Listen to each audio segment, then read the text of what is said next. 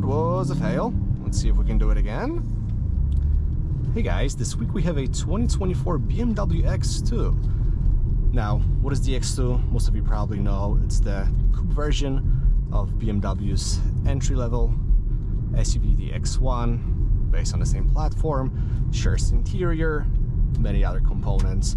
So, quickly about the new X2. It's still based on a front-wheel drive architecture, the UK L2 platform, which is shared with X1, with BMW 2 Series Grand Coupe, with some mini models as well. Capable of electrification, however, in the US, we don't get any electric variants like Europe does. We can get the iX1 and iX2 in Europe. Here, luckily or not, we're only getting gasoline-powered engines. It's a P48 unit, which has two options. You can either get a 241 horsepower 28i model or 312 horsepower 35i that we're driving today. Now, the torque is the same in both units, 295 pound-feet of torque. Shockingly, in the 28i it's available at 1500 RPM, and this one it's a 2000. So that minor difference, I guess they kind of like changed the torque curve for, you know, more fun driving here in the X2 M35i that we're testing today. Now, I mentioned fun. Is it fun to drive? I don't know. Let's check it out. Let's put it into sport mode. And first thing we hear is fake engine sound. All the pops and bangs and farts and everything is generated through speakers. It's not the exhaust system. Put the transmission into sport, downshift into second.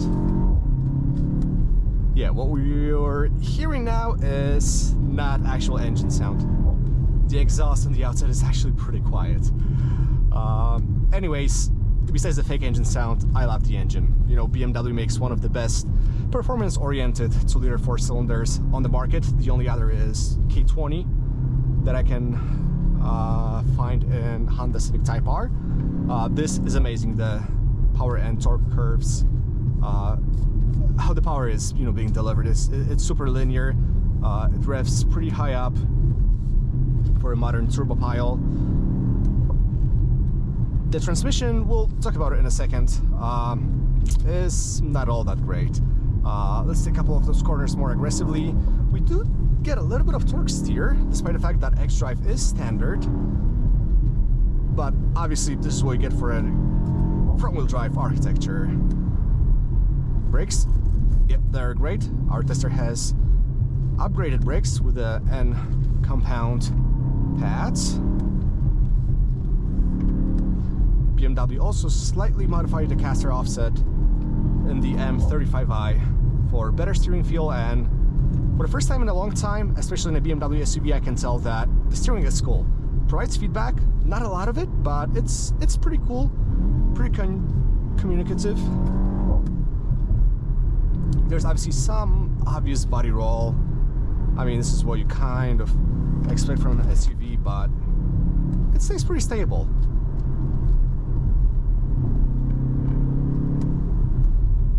Downshift into third. The engine is super responsive, but the transmission, I feel like it kills some of its potential. So what we have here is a 7-speed dual clutch unit, DCT. For some reason, predecessor had an 8-speed AC unit, which is pretty good. Obviously not as good as SZF, but due to the front-wheel drive architecture in the previous generation, they had to fit the AC unit. That's made for those types of applications. This one has an in-house BMW's DCT, and there is a lot of clutch slipping. I don't know why. You can notice that when you take off. Let me see if we can get a little bit of a stretch of a road so I can demonstrate. Alright, we're in first gear, despite being in sport mode. Let's floor it. And transmission engages. It's super slow. Now, when you do launch control, it is different, it is better, but this is kind of disappointing. We're gonna do launch control in a second.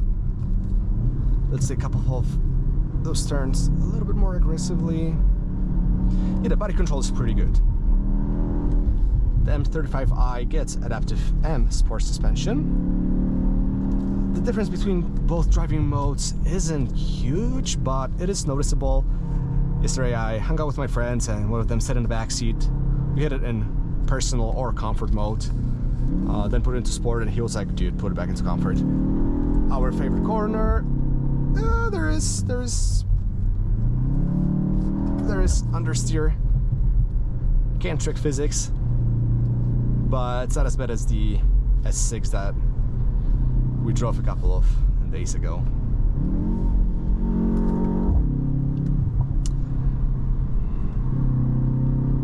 It behaves pretty well in those high-speed corners, I must admit. Alright, before we talk about the interior space, let's do launch control real quick and show you guys how it does it. Transmission in sport driving mode.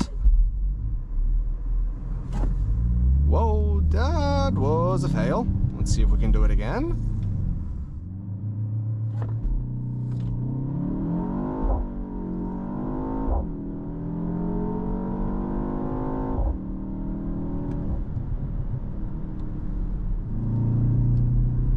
And that was much better. I don't know how to explain this weird behavior from the transmission. I don't know if it's design or if it's how it's been calibrated, if it's the software.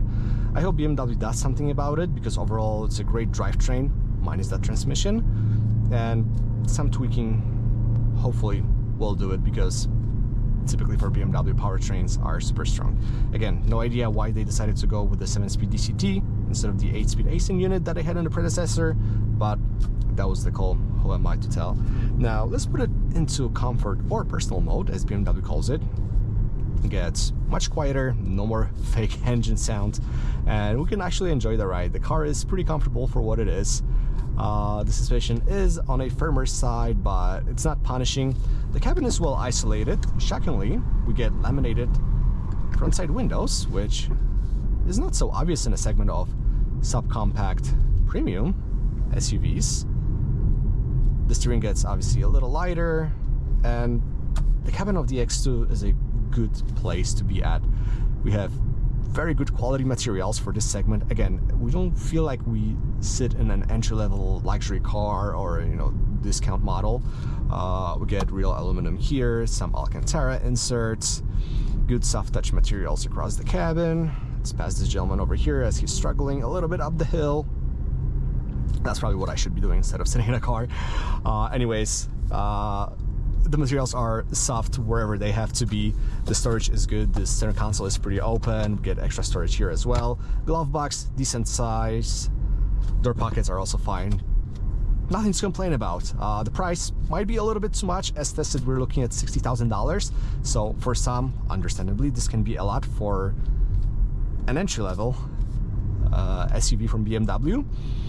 But what we get here is a good package, and honestly, the only complaint I have with the cabin itself is the iDrive 9 infotainment system, which is missing the iDrive controller and is laggy.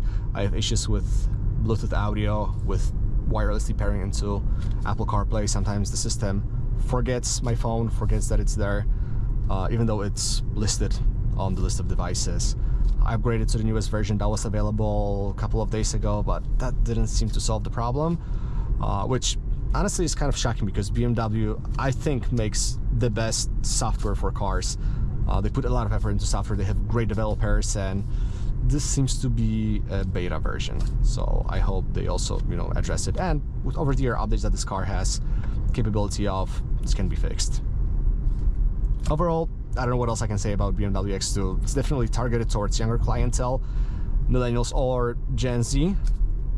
But if you're interested in a entry-level subcompact SUV that has a little bit of kick to it, definitely take a look at it. X2 M35i will be a little bit more practical, and you can also look at Mercedes-Benz offerings. You had a GLA 35 AMG and GLB 35 AMG. If you have any questions, feel free to drop a comment. I'll obviously answer them. Thanks so much for watching, and I'll catch you guys later.